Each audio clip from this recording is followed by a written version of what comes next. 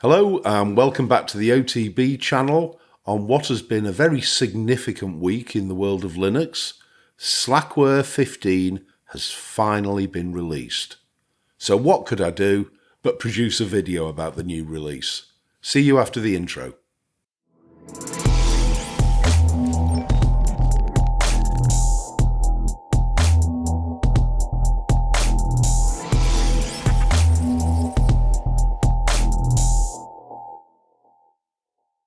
Welcome back.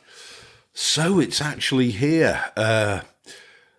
We've been expecting a 15 release. Well, initially we thought it might be Christmas and then around January 17. And many of us have been checking the changelogs every day just to see if it's happened. And this week it's happened. The first stable Slackware release since 2016.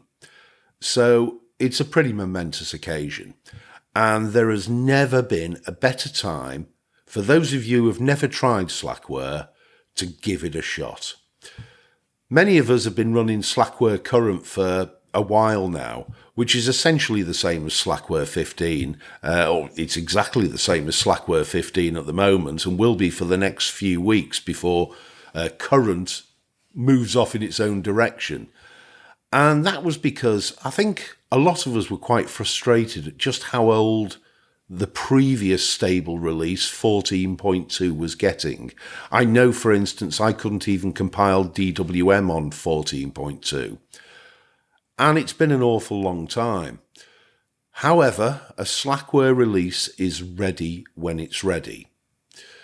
And Patrick Volkerding, the benevolent dictator of Slackware, has had some difficult personal times over the past 5 or 6 years, which certainly hasn't helped and has contributed to how long this has taken.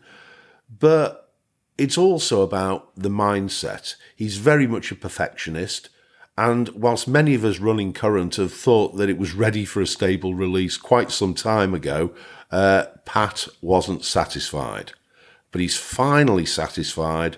He's released a version. It's solid. It's flexible. It's as steady as a rock. And if you have never tried Slackware, there's never been a better time to try it. Yes, it's old school in terms of its style and its method, but the packages themselves are bang up to date. It's got the latest LTS kernel. And the LTS kernel, I think, has been probably a fundamental reason why this release has now come out. And, well, he used to say one thing, and I can't remember the exact words, but it was something along the line of, if you want to learn Debian, install Debian. If you want to learn Red Hat, install Red Hat or possibly Fedora. But if you want to learn Linux, install Slackware.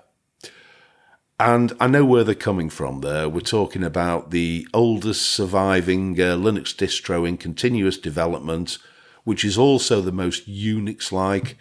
And it doesn't come with many of the automated tools or bells and whistles that you get with many other distros.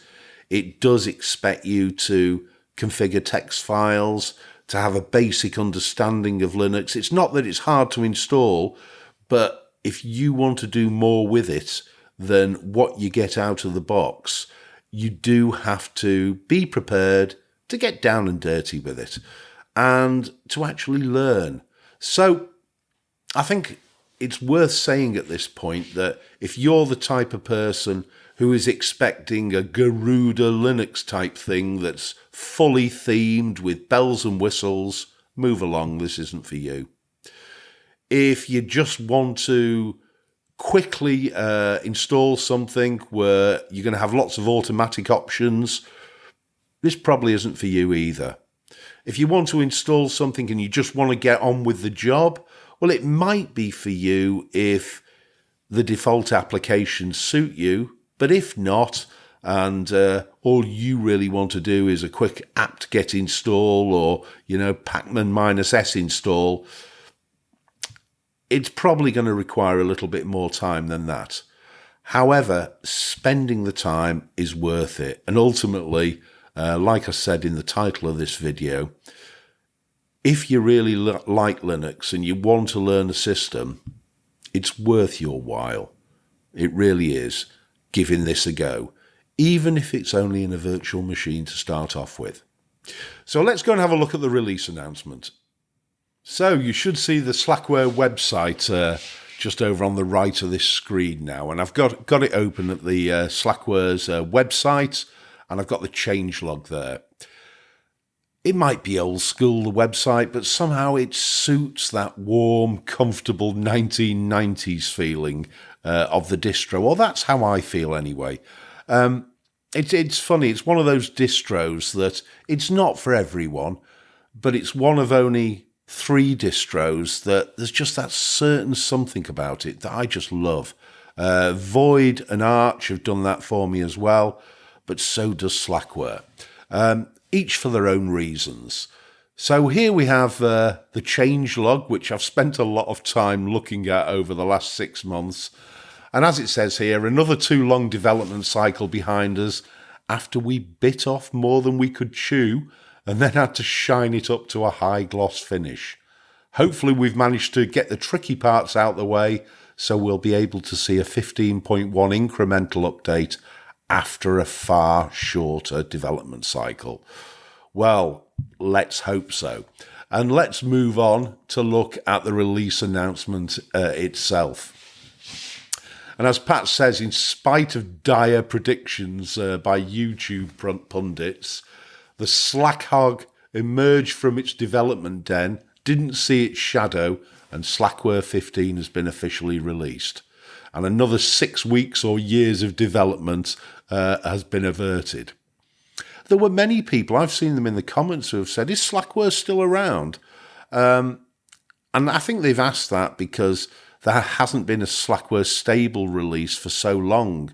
But believe me, if you'd looked at the current changelogs, Slackware development has been continuing at pace throughout that period. So it's not a case of Slackware has just come back from the dead. Slackware has been very much alive. It's just been thought that it was perhaps not time to put a new release out there. So there's been all sorts of new changes. Key ones, finally, PAM has been adopted. That's been avoided for an awful long time, and it's possibly been adopted now, well, probably because there's no choice. So PAM is there, which is great. Pipewire is there as an addition to Pulse Audio. You've now got Rust and Python 3 there. You've got XFCE 4.16. And as far as KDE is concerned, you've got the Plasma 25th Anniversary Edition, which supports running Wayland or X11. So you've got a choice there. What else has happened here? There's a new script, a Make World script, that allows you to completely rebuild your entire operating from source, should you want to do that. I'm not sure that I would necessarily want to do that, but it's going to be a long thing, but it's always there as an option. And, of course, we're using the 5.15 LTS kernel, which is pretty bang up to date and should support most up-to-date hardware. You've got 2 kernels. You've always had 2 kernels with Slackware. You've got a huge kernel, which has all the modules built in. And you've got the standard generic kernel, which needs an initrd file, an initial RAM disk to load your modules. Previously, you've had to enter a fairly long command line to generate your own initrd on every kernel upgrade. Well, there's a new tool now, Gen initrd, which will build that for you automatically. So that's the bones of the release announcement. If I go to the release notes, it talks a little bit about how we've actually tested over 400 different kernel versions before we finally got to this Slackware 15 release. So that's quite some work. Not to forget that if you run a 32-bit system, there is a 32-bit version as well. And I believe there's an ARM port, should you need it. It fully supports UEFI now, Slackware 15, which is absolutely great. Doesn't currently support running under secure boot. However, Pat does say we'll be looking into supporting this officially in the next release. So watch this space. So, Slackware dead? Far from it. Slackware is very much alive. So it's time to get yourself off to the mirrors. Download the DVD. It's 3.5 gigs. I'd recommend Slackware UK if you're here in the UK. It's a fast mirror, and I brought it down in less than 10 minutes on the BitTorrent. Anyway, enough talk. Let's go and see what it's all about. Right, guys. So I've booted the Slackware 15 ISO. Let me just capture my mouse. And I've done it exactly as I normally do it. So I've set it up for UEFI booting, and this is what you get. You get a link to the Slackware 15 huge kernel. So once you've done that, just boot as you would boot any other distro. And you'll see your two little tuxes up there. I believe they're dependent on how many cores you've actually got. And if you have 8 cores, 8 will show up. On this virtual machine, I've just given it a couple of threads, so that's what's showing there. So follow along, enter 1 to enter a key map. And I want to go to the UK key map. I know that's going to be fine, so I don't need to test it. So in order to accept, just enter the number 1 on a line by itself. Now, it's showing up a little distorted, this, and that's because I've got a full HD screen here, and it's not booting in full HD at this stage, so I've had to use the scaling factor just to make it more readable, but we can switch over to HD once everything's been installed. So, you get to this prompt, and it says you may now log in as root, so we do that by just typing root. Now, we need to partition our disk. With Slackware, there is no automatic partitioning. This is a choice. This is the first choice that you're going to make. So you need to decide what disk you're going to do this on. So fdisk -L will show you what's on the system. So mine's got dev SDA. It's a virtual machine, so there is only one disk. And I'm going to launch cfdisk, dev SDA. And I get the option to select my disk label here. So I'm going to select GPT because it's booting in UEFI mode. And I find cfdisk really easy to use. I'm going to select new. And I'm going to create a 500 meg partition. And I'm going to set the type of that to EFI system. So that's going to be my EFI partition. Normally I'd create a swap partition as well on hardware, but this is a virtual machine. I'm not going to bother. I'm just going to use the rest of the free space. There you go. And I'm going to select its type to Linux file system, which it defaults to anyway. So I now need to write that, and I need to type yes to confirm. And having done that, I can now quit. So the next stage, let's just see if we can clean that up. I just type setup.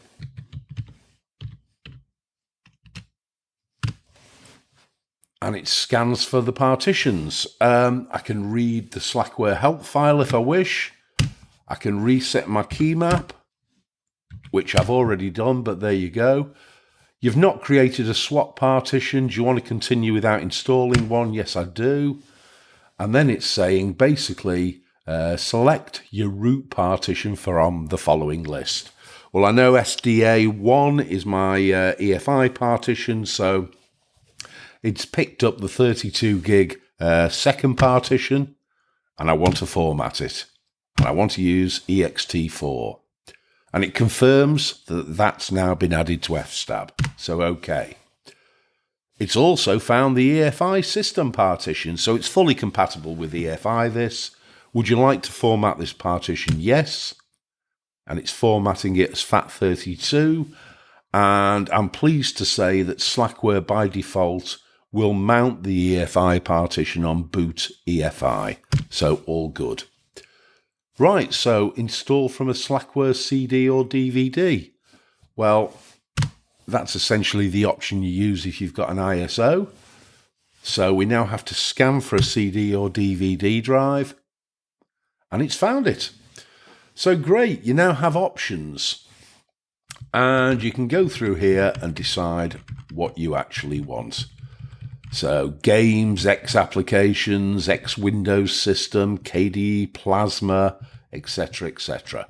The only thing I'm going to knock off here, sorry DT, is Emacs. I'm just not interested. The rest, though, I would suggest you do a full install, because Slackware doesn't resolve dependencies, and you're going to cut down on your problems if you just install everything. So all good. Then it's asking exactly what do I want to do. Do I just want to do what I've talked about, that full install, or do I want to do something else? I'm just going to click full install and hit the enter key. And it's going to get on and it's going to install. So far it's just a next process. And we'll come back once it gets to the next stage that requires some sort of interaction from us. Right, so that didn't take very long, perhaps about 10 minutes, give or take, and or that's what it felt like anyway. And I'm now asked for some interaction.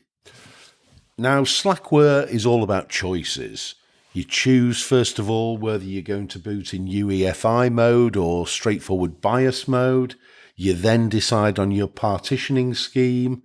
And now we're going to talk about what sort of bootloader that we want installed. So it asks us first, do we want to make a USB boot stick? I've never chosen that option, so I'm always going to click skip at that stage. And let me recapture the mouse. So you now get to the screen asking whether or not you want to install Lilo or perhaps eLilo. Now, Lilo is the default bootloader that Slackware traditionally installs, certainly on a BIOS system. If you've got an EFI system, you're probably going to want to use eLilo. So I don't want to install Lilo here. I want to move on to where it talks about eLilo installation. However, when I get to this screen, install eLilo on the EFI partition, I'm going to skip that altogether, because I don't want to use Lilo at all. I want to use Grub. So I'm just going to skip. It doesn't install Grub automatically, but Grub is already on the system, and I'll show you how to install that in a second. So we're now on, do we want to load the GPM program at boot time? I'll stick with yes. Would I like to configure my network? Yes. What should I enter as a host name? OTB Slack. That'll do for this. And what about the domain name? Well, I'll just type local domain. Put whatever you like in there. Right. Do I want to set up advanced networking? To be honest, I don't. I want to auto-configure with Network Manager. That's correct. Absolutely. Settings confirmed. Great. So last but not least, or nearly last but not least, we get a range of different services that we can enable by startup. I am not going to add anything separate to this. I'm just going to go with the defaults because it's really easy to enable these once you're up and running. Do I want to try out some custom screen fonts? No, I don't, thanks. What's my hardware clock set to? Is it local time or UTC? Usually I'll set UTC, and then it asks me to set up my locale. So I'm looking for Europe, London here, so we'll get there in the end. I wonder if I just type London, whether I can find it straight away. No. I probably didn't save myself a great deal of time there. There we go. Europe, London. What do I want to use for my traditional editor? Do I want to use Elvis? That's an old one. NVI, or do I want to use Vim improved or VI improved? I want to use VI, or Vim rather. And then what is going to be the default window manager or desktop environment I want to boot into? Now you'll see here you've got some options. Your desktop environments are basically KDE or XFCE, but you do have the option of starting up some window managers as well. Fluxbox, Blackbox, Window Maker, FVWM2, TWM or MWM. I've never used most of those things, but as I say, I do a full install anyway. They take up next to no room. Let's just go with Start KDE from now on.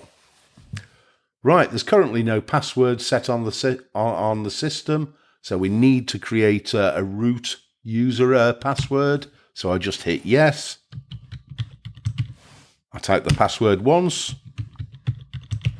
I type the password twice, and I press enter to continue. Right, system config is now complete. I may now reboot my system. So at this point, you can exit completely. And I am going to hit exit the Slackware Linux setup. Please remove the installation disk. OK. And then what do I want to do? Do I want to power off altogether? Do I want to reboot? Or do I want to open a shell? Actually, I want to open a shell. And there's a reason for this. And the reason is I am going to install Grub. Now, you can do this once the system's up and running, but I prefer to do it as part of the installation, and it just makes life so much easier. What I'm going to do is I'm going to use the chroot command. I'm going to go into the install system. I'm going to install Grub. I'm also going to set up sudo, and I'm going to create a user for myself before I reboot. So the first thing that I would do is just type mount. And I can see there automatically that the MNT directory is where I need to be. So that's good on SDA2 MNT. So what I'm going to do, chroot, how you pronounce that? Is it chroot or shroot? Let's just call it chroot. I'm going to chroot into MNT, and I want to make sure that my shell is bash. I'm then going to source etc profile. Be careful typing here, guys. Right, okay, good. I'm now going to install Grub. Now, this is where you have to be quite... I've actually got a text editor open in front of me to make sure that I get this right. So I'm going to do a Grub install target equals x86 underscore 64 EFI. And I'm just checking my spelling as I go. Then I'm going to specify the EFI directory, which is going to be boot EFI. Oops.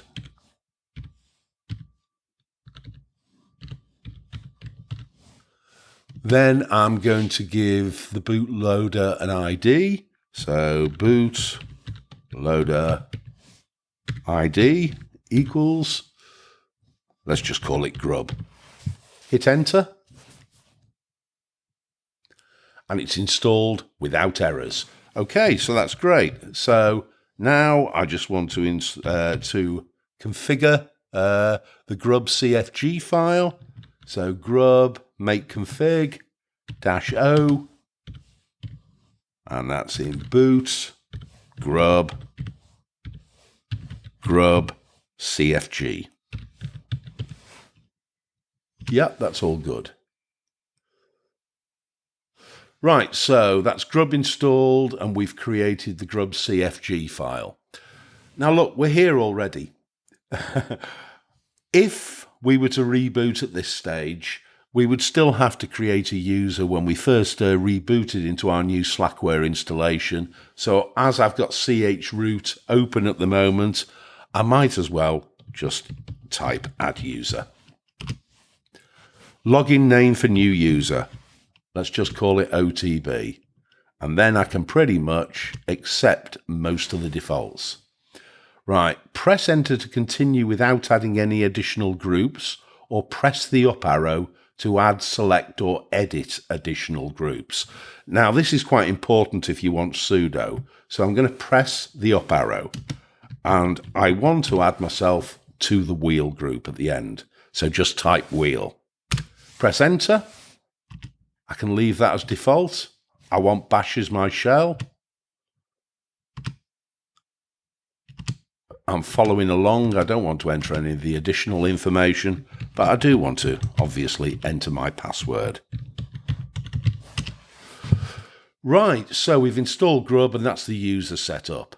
We might as well set up sudo while we're here. So vi sudo, and it opens up in vi, and we simply scroll down until we get to the line that says uncomment to allow members of group wheel to execute any command. So that'll be the one. I hit X on the comment to remove it, and then I do :W to write, and it's written, and then :Q to exit. I'm then going to exit from my chroot environment. Right, guys, so all good there. Now, you could reboot at this stage. What I'm going to do is to halt the system. I want to make sure that the Slackware ISO has been removed, and then we'll proceed from there, and I'll put it into full screen. Right, so here we are. I've made it full screen now. So initially, until we get into our desktop environment, well, it's not going to be full screen, but we should be in full HD soon. And you'll see Grub has launched, and it has two options, Slackware plus advanced options. And if you open up the advanced options button, you can see there that you can launch a number of things. You can just go with the defaults, or you can launch the huge kernel, or you can launch the generic kernel. Now, I'm just going to boot with the default at the moment, but it's important to recognize there is an advanced options section there with a submenu. So let's just go for standard booting, and we're going to do some fiddling and changing over of that once we get into the system. So it's booting fine. We had our little penguins on the top, and all is good. OTB login. So I'll type OTB followed by my password. At any time, I can decide what window manager or desktop environment we're booting into. I initially said KDE, but if I wanted to change that, I just type XWM config. Oops, if I spell it right. And speaking of spelling right, you probably all noticed that deliberate mistake where I screwed up the grub command and I put an extra equal sign in there. So I've ended up with a grub ID that is actually ID equals grub. But no matter, it still works. So I can set whatever I want here. I'm going to set KDE as we said. And I'm just going to clear that screen to make things a little simpler. And to start, I just type start X. And we should go straight into our Plasma desktop. Now, the purpose of this video is not to go through the ins and outs of the different desktop environments. There tends to be not that much messing about with Slackware. You tend to get the desktop as the developers intended, and it's then up to yourself, you know, to tweak it and to theme it as you want. So quite a nice looking desktop there, and you'll find that you have loads of applications here. I mean, all the education stuff, a rack of games, loads of graphic programs, including the GIMP.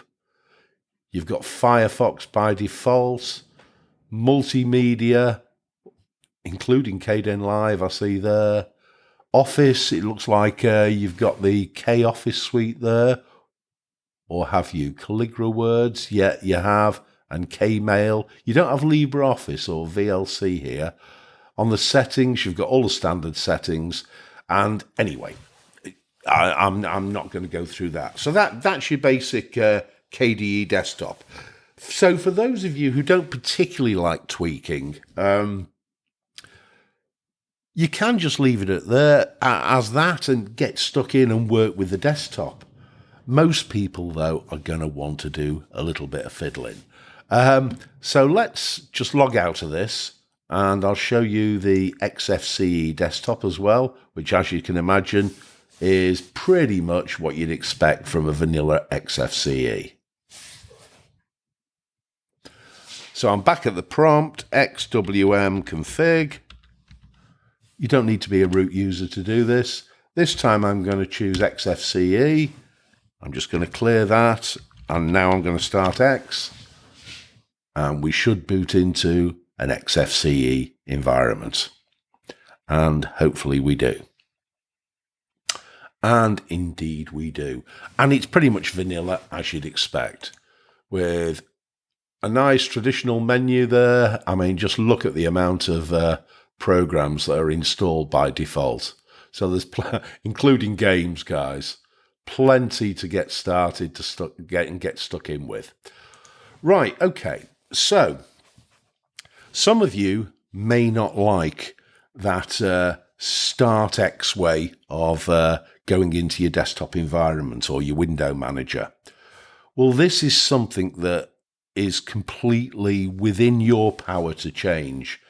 If you prefer to launch a login manager, you can do that pretty easily. By default, you can set it so SDDM launches. And the way that you would do that is I'm just going to go into root here, and I'm going to open up a file called etc initab. That's the one. And you'll get to this file and you'll see here the first entry, default run level is set to 3. If you want a display manager, all you have to do is change that 3 to 4. Save the file, come out of it, and I'll reboot now, and you'll see exactly what you get instead. So here we are, I've rebooted, and as you can see, you're now at a standard login manager. And here we are. So whatever you like, Start X or a login manager, up to you. I have a tendency to not bother with a login manager on Slackware. I've never really seen the point. I simply use Start X, even on installing my custom version of DWM.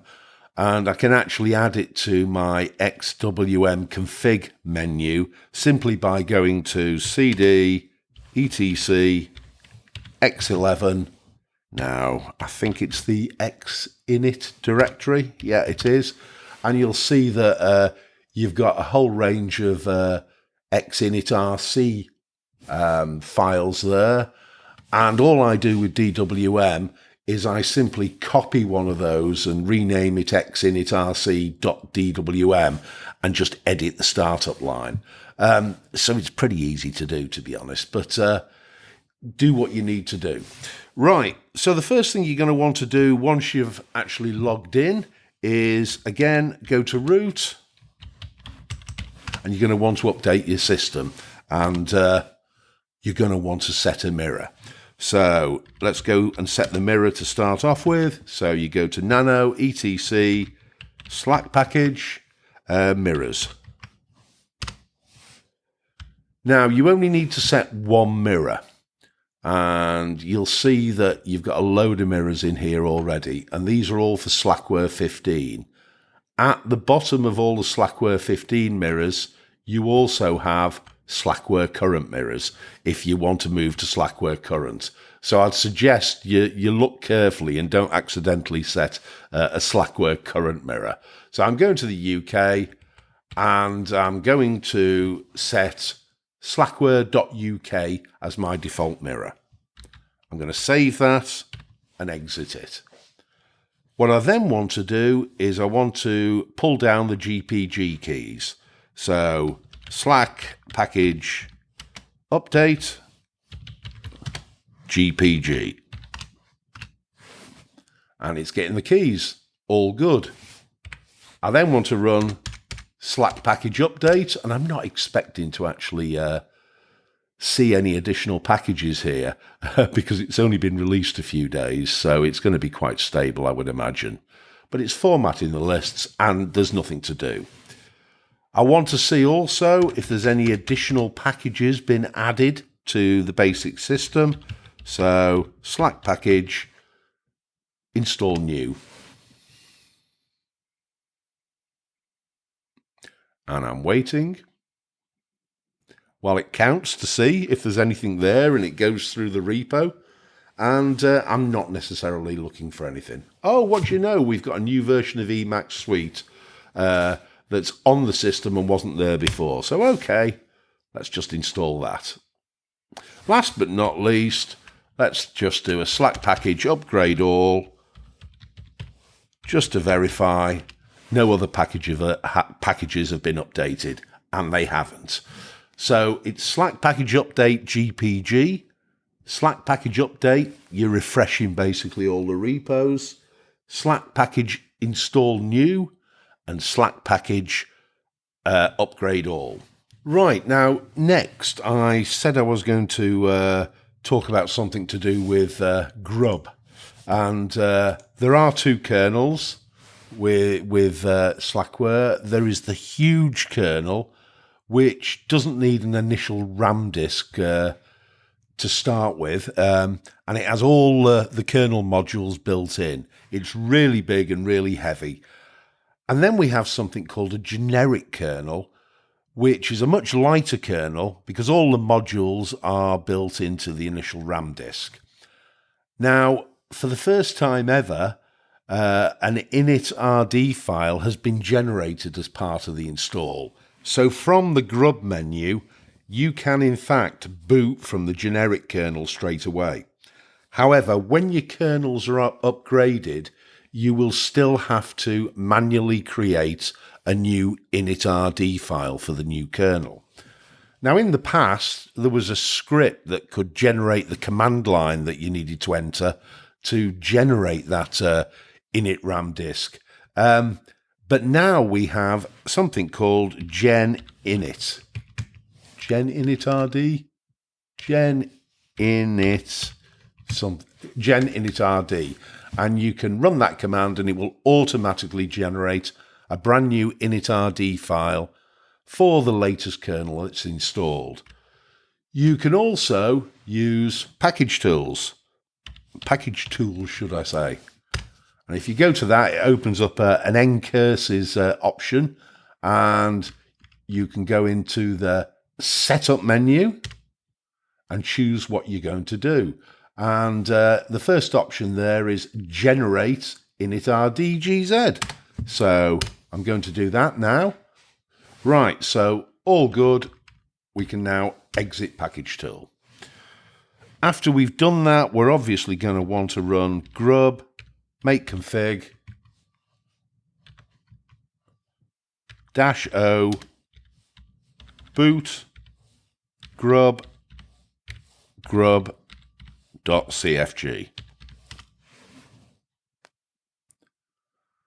Now, ideally, I want to boot in to this generic kernel.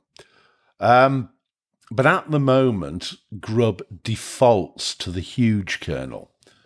So how do we go about changing that? Essentially, what I want is this line here. VM Linux generic, however you pronounce that, which is 1, 2, 3, 4, 5, 6, 7th on the list of various kernel entries. And we can just set the number of the entry that we want to boot automatically within our default Grub configuration file. However, firstly, Grub counts entries from 0. So 1, 2, 3, 4, 5, 6, 7 would actually be 6. So 0, 1, 2, 3, 4, 5, 6. If you count from 0, the entry we want is 6. But if we put 6 in there, it's not going to work, and there's a reason for that. If you remember that initial boot screen, we just had 2 entries. We had the default entry, which is basically this one at the top, and then we had advanced options with a submenu. These are all essentially items in the submenu. So in order to get it to select that VM-generic, what you need to do is you need to do another nano etc default grub, and you need to go to this first item, grub default. And here we have to use a particular format. And the format is this. First of all, open quotation marks. And you're going to want to type 1. In this case, 1 refers to the advanced settings menu. Remember, there's a default entry, and the second entry is advanced options. So Grub counts from 0, so 1 is the second entry. We then want it to actually go to one of the items in the advanced options submenu. Now, we wanted the 7th item there, but if you count from 0, that's essentially 6. So within speech marks, I'm going to put 1 greater than 6. And I'm going to save that and come out of there. What I need to do now is to update my Grub config again. And we'll reboot and see what that does. Right, so here's the menu now. And it actually defaults to advanced options. And if I open that up, you can see that it's defaulted to the Linux generic entry. So all I have to do is, again, hit enter. And this time, it will automatically be booting the generic kernel. That's all I'm going to do for this, guys. Slackware 15, great system. I've been using the current version for a while now, which is essentially Slackware 15, and it is as solid as a rock. You can do anything you want with it. It just requires the ability and the willingness to perhaps dig a little into your system sometimes and to learn some basic bash commands and to not be afraid with messing about and configuring text files. Let's go and have a chat. Right, guys, so that's Slackware 15. It's been a long time coming, but I think it's worth it. And all I'd say is, if you've never tried Slackware, there's never been a better time. Give it a spin, see what you think, see if you learn to love it as well. It won't suit everyone. Some people will hate it, but if you want to learn the ins and outs of the system, you could install nothing better.